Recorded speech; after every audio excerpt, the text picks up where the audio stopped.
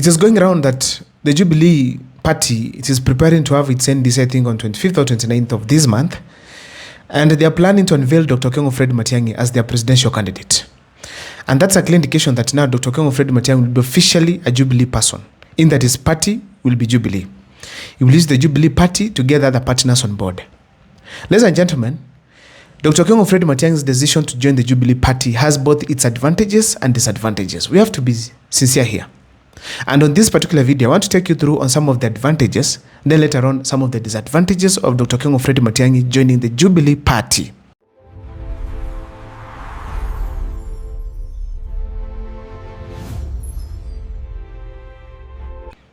But before I take you through, if this is the first time you're watching my videos at Mkwa Times, please take a second or two to subscribe, like, and comment, because that is the best support you can always give this channel. Now, ladies and gentlemen, as I told before in a video in this channel, I'd said that Dr. Kengo Fred Matiangi is part and parcel of the Jubilee administration. When it was formed, Dr. Kengo Fred Matiangi was there. The people who formed it include Dr. Kengo Fred Matiangi. So therefore, the decision to be in Jubilee party is not bad. It's not a bad decision. It's not a wrong decision as such. Despite having its advantages and disadvantages, it was something to happen. But the fact remains also that in the Kenyan history of politics, there's no party except KANU that has gone twice and then won an election. And ever since we had the best performing president, that is Moi Kibaki, still the PNU went on to die. So in a nutshell, as we speak today, ladies and gentlemen, it is very clear that the Jubilee party, its success is the chances of it being successful in 2027, sio mingi, if you consider the history. However, let's believe there'll be some uniqueness from Dr. Kengo Fred Matiangi's side. Let me dive into the advantages. Number one, Jubilee party has a structure in that they have the leadership, they have offices, they have people operating at the grassroots areas.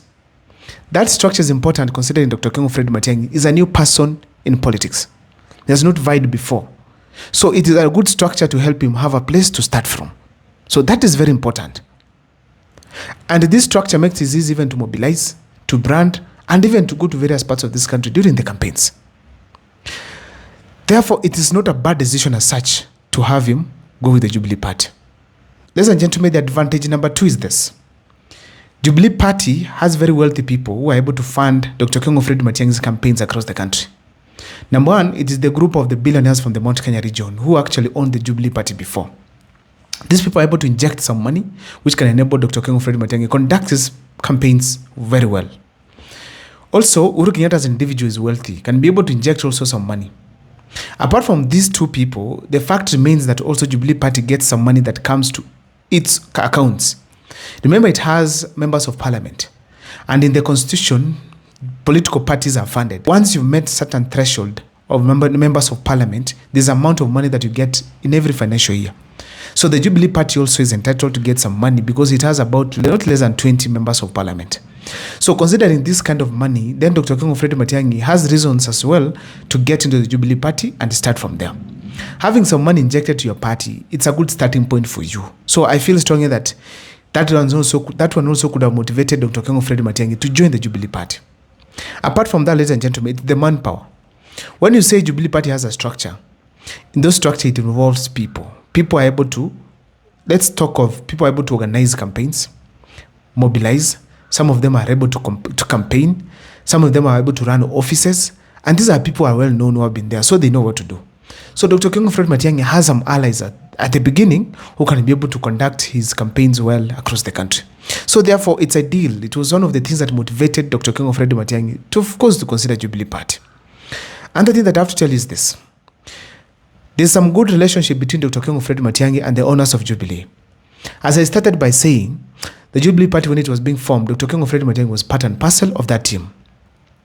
Matiangi was also part and parcel of Uhuru Kenyatta's government.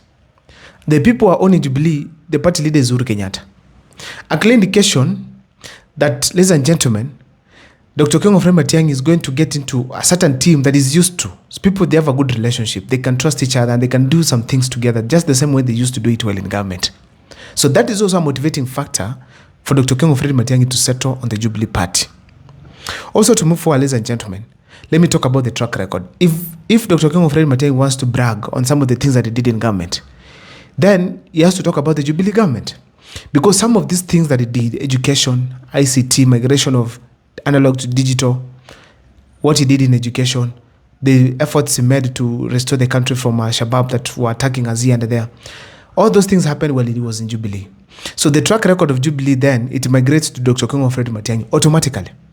Now, those are some of the advantages, ladies and gentlemen, I'm able to say that made Dr. King Fred Matiangi settle on the Jubilee Party. Now, let me take you to the disadvantages. But before I also take you the next step, please, I hope you've subscribed. Now, the next step is this now. The disadvantages of Dr. King Fred Matiangi joining the Jubilee Party. I'm strongly convinced that William Ruto wanted this. He wanted Dr. King Fred Matiangi to join the Jubilee Party. That he does not come as an independent person. And he automatically brands Dr. King Fred Matiangi a project. It's going to be so easy for William Ruto to start saying that Matiangi is a project. He could not stand by his own. He could not come out and get his party and compete with him. That is likely to happen. And I feel strongly that the choice of Dr. King Fred Matiangi joining the Jubilee Party, it was the start of other problems that are very unnecessary. Like now being branded a project. Apart from that, ladies and gentlemen, there are some flaws within the Jubilee administration where we had excessive borrowing, corruption, and many others. So, as much as Dr. King Fred Matiangi migrates with the benefits or maybe the good track record from the Jubilee side, or maybe the Jubilee administration, he also migrates with the flaws of the Jubilee administration, where and every wrongdoing that was done there, Dr. King Fred Matiangi will carry the burden. Just like Raila Amolo Odinga carried Uhuru Kenyatta's burden back in 2022. Cost of fuel is increased. Raila Amolo Odinga is branded. Because he was now branded a project of Uhuru Kenyatta. So in a nutshell, ladies and gentlemen, it's also going to happen for Dr. King Fred Matiangi. That is a necessary problem. I also feel that there are people in this country, if they sit down, they also interrogate his decision to join the Jubilee Party. There are people, viewers do call me here. They ask me that why is it that Dr. King Fred Matiangi could not come up with his own party, brand it nationally, get leaders from the national level, and have people from Western, Coastal joining the party? Why did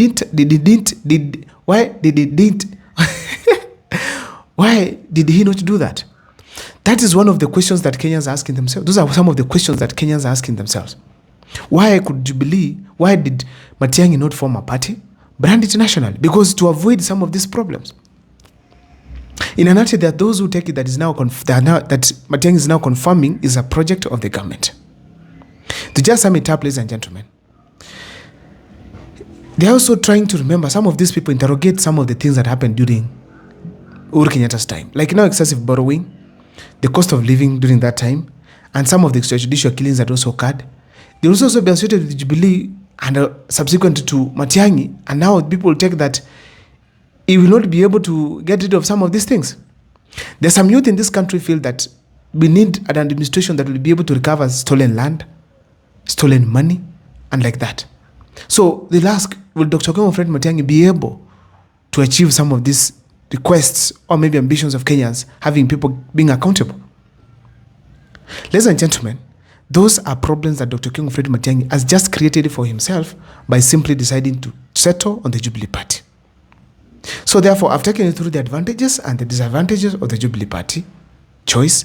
But please, on the comment section, give me your point. What do you think about Dr. King Fred Matiangi's choice of party for 2027? See you next time for more videos.